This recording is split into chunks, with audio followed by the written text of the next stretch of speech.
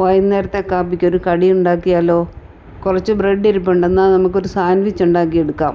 എന്നാൽ കുറച്ച് ഹെൽത്തി ആയിട്ടുള്ള ഒരു സാൻഡ്വിച്ച് തന്നെ നമുക്കിന്ന് ഉണ്ടാക്കിയെടുക്കാം. ബ്രെഡിലേക്ക് കുറച്ച് ചീസ് അങ്ങോട്ട് പുരട്ടി കൊടുത്തു. പിന്നെ കനം കുറച്ച് വട്ടത്തിലരിഞ്ഞ് കുറച്ച് ക്യാരറ്റും കുറച്ച് സവോളയും കുറച്ച് തക്കാളിയും അരിഞ്ഞെടുത്തു. അതിൻ്റെ മീതെ കുറച്ച് കുരുമുളക് പൊടിയും ലേശം ഉപ്പുപൊടിയും വിതറി കൊടുത്തു. വേറെ ഒരു പീസ് ബ്രെഡും കൂടി നമ്മൾ എടുത്തു. അതിലേക്കും കുറച്ച് ചീസ് നമ്മൾ പുരട്ടി കൊടുത്തു. വെജിറ്റബിൾസ് ഒക്കെ നിറച്ച് വെച്ച ബ്രെഡിൻ്റെ പുറത്തേക്ക് ഈ ബ്രെഡ് അടച്ചു വെച്ചു. നന്നായി ചൂടായി വന്ന ഒരു പാനിലേക്ക് നമുക്കിത് വെച്ച് കൊടുക്കാം.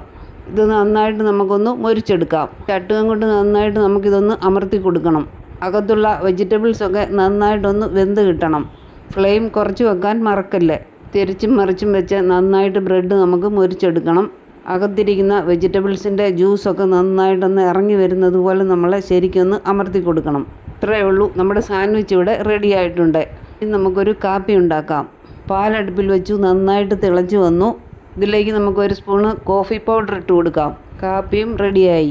മധുരത്തിനാവശ്യമായ ഷുഗർ കൂടി ചേർത്ത് കൊടുക്കാം.